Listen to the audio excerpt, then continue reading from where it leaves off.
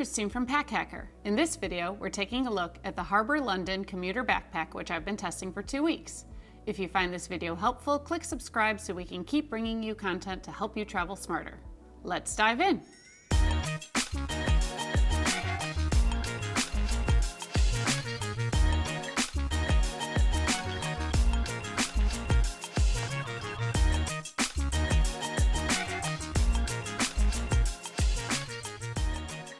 The Harber London Commuter Backpack is definitely designed for those sort of everyday carry items and everyday carry uses because, you know, it's focusing, you can tell, a little bit on form.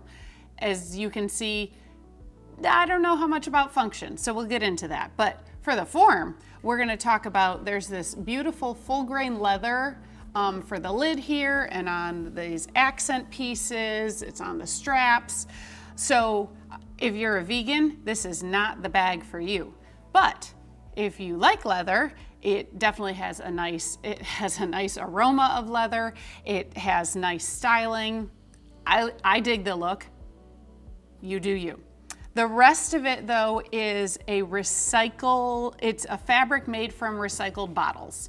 They don't really say what kind of fabric it is. It's very thick and durable. I'm guessing, I'm not even gonna hazard a guess. It's recycled bottle fabric, the end. And we have the black colorway, but you can also get it in mocha or olive. In each case, the leather is always black, the fabric's what changes. It also has a durable water repellent coating, although there's gaps at the top when we get into the main compartment, so I don't know how much that's actually useful. We do have YKK zippers, which are all inside here. That's YKK zipper. And then there's this magnetic fastener, which, see, and there it just clicked into place, but it definitely, it's sort of like hanging a picture on a wall. Like sometimes you can't feel where the nail is, and sometimes you can't feel where that magnet goes in, and sometimes it pops open. So I have a love-hate relationship with this thing. We also have just aluminum adjusters on the straps and a luggage pass-through back here and a very large carry handle, which is great for carrying, not great because it gets caught between the bag and your back. Since we're back here, you can see that the harness system has the same like styling as the rest of the bag. We have leather on the top sides of the strap, so it looks nice. And then the underside is this like performance material. It's kind of like what's on all my athletic wear. And it is decently padded. It's not hugely padded, but obviously you're not going to be taking this hiking for hours and hours on end. The back panel is similarly lightly padded. So as we'll get into, you can still sort of feel things, but it's not really uncomfortable. You can just feel them.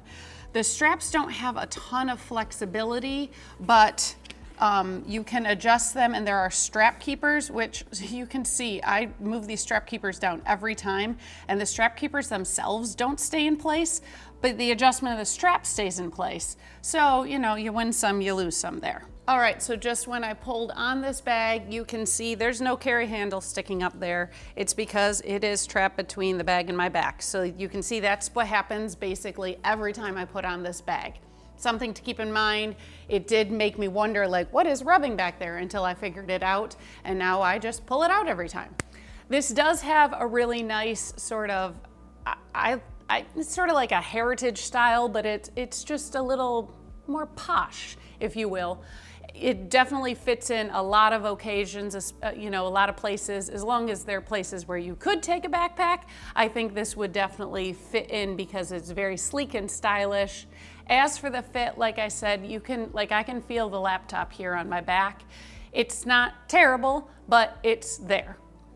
So just keep that in mind if you're going to be carrying it for a long time. So if you're like me and you tend to like having like a quick place to stash your phone or your keys or whatnot, there aren't a ton of places to put things on the outside of the commuter backpack. In fact, there's only one, and I didn't even really realize that it was a dedicated pocket until I went back and watched Harber London's video very carefully, because you almost miss it.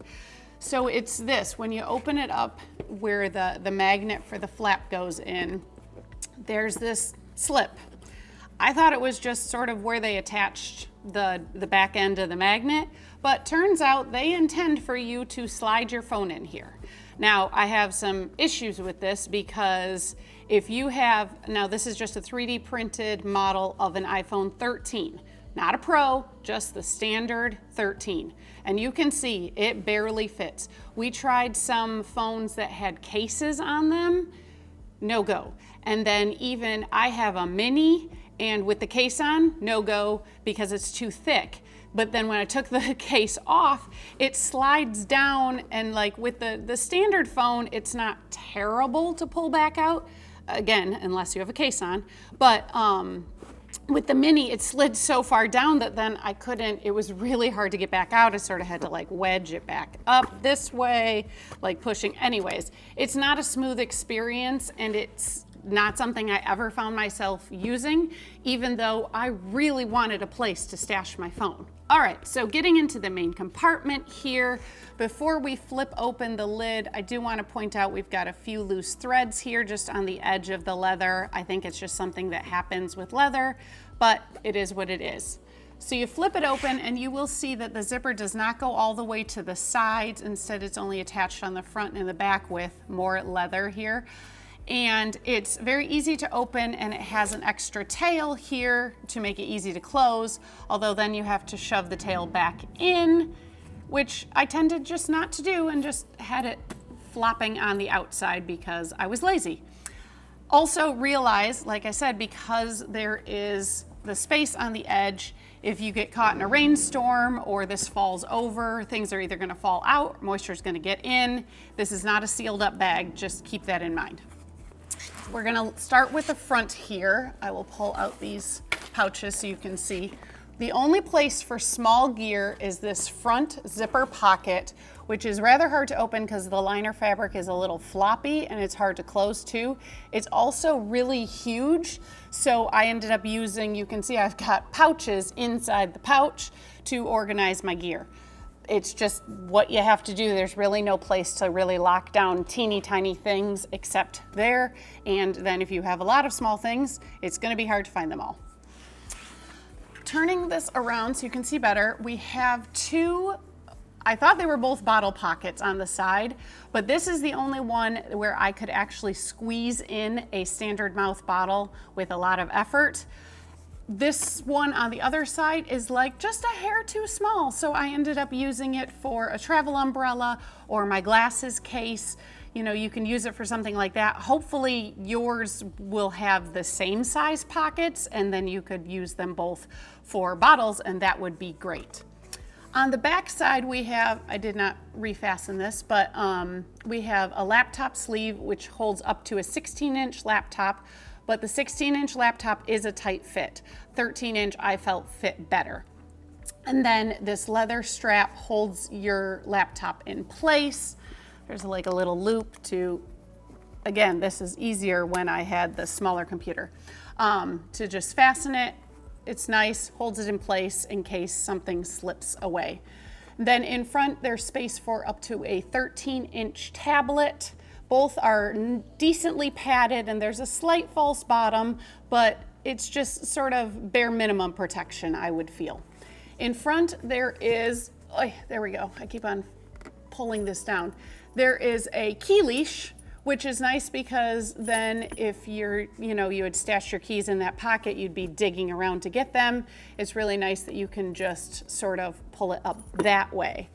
I do have to say, now this doesn't happen when you have a big computer, but with a little computer, you can see how this zipper always falls down.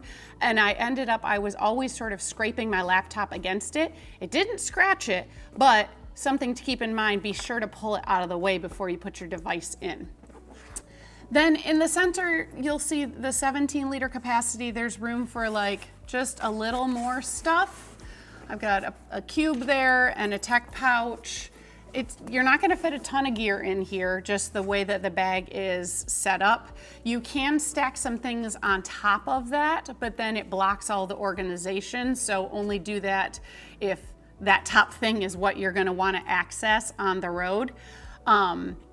or just realize you're going to have to pull it out in order to get at anything else inside. So overall, like if you're really just going to use this as a commuter backpack and you don't have to carry it very far and you don't tend to get caught in the rain much, if you like the style, it could really work out well. There were too many drawbacks for me to really feel like it was worth, you know, I love the styling, don't get me wrong, but just the irritation of using it sort of outweighed that, unfortunately, because I really had high hopes. It's so pretty. It's just one of those, you have to decide what works for you. So there you have it, the Harber London Commuter Backpack. Thanks for keeping it here at Pack Hacker, your guide to smarter travel. We'll see you in the next one.